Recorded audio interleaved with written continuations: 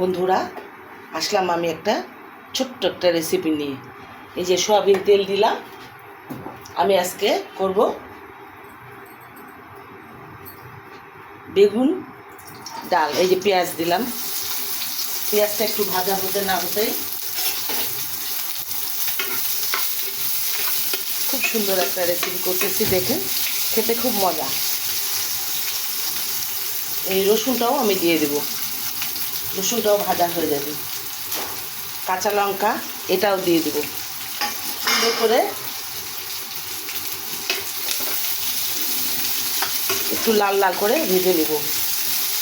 খুব বেশি ভাজতে হবে না। এই যে আমি বেগুনটা ভেজে নিয়েছি,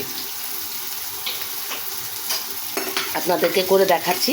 দেখুন খুব সুন্দর রান্না, খেতেও খুব মজা। খুব বেশি ভাজবো না, ভাজলে স্বাদটা থাকবে না। একটু ধনিয়ার গুঁড়া, একটু জিরার গুঁড়া, মশলাটাই খেতে স্বাদ লাগবে। একটু হলুদ, এক চিমটি লবণ। বেশি লবণ দিব না, কারণ আমি ওগুলাতে লবণ দিয়ে দিয়েছি। সুন্দর কষিয়ে নিব। কষিয়ে নেওয়ার পরে আমি ডালটা সিদ্ধ করে নিয়েছি, এখন আমি ডালটা দিয়ে দিব।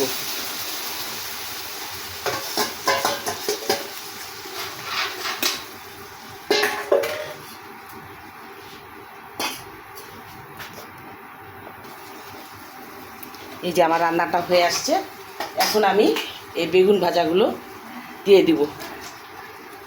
বেগুন ভাজাটা দেখেন, এটা এরকম করে আপনারা যদি মনে করেন যে ডালটা ডাসো ডাসো রাখবেন। আমি অবশ্য সুসিদ্ধ করে নিয়েছি। এখন আমি ধনে পাতাটা দিয়ে দিব এর মধ্যে। খুব মজা লাগে এরকম করে আপনারা রান্না করে, রুটি বা পরোটা ভাত দিয়ে খায় দেখবেন, খুব স্বাদ।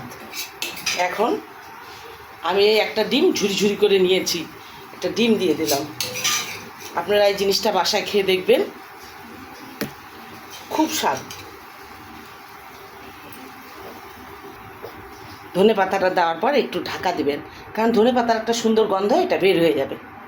সেজন্য বের যেন না হয়, এভাবেই রান্না করবেন।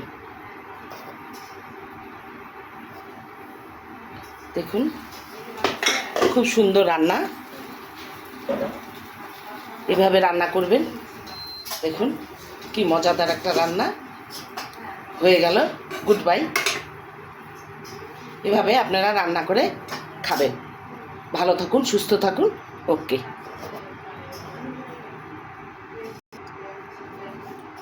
দেখুন এইভাবে আপনারা বাসায় করে খাবেন, খুব মজাদার একটা খাবার আমি আপনাদেরকে শিখালাম।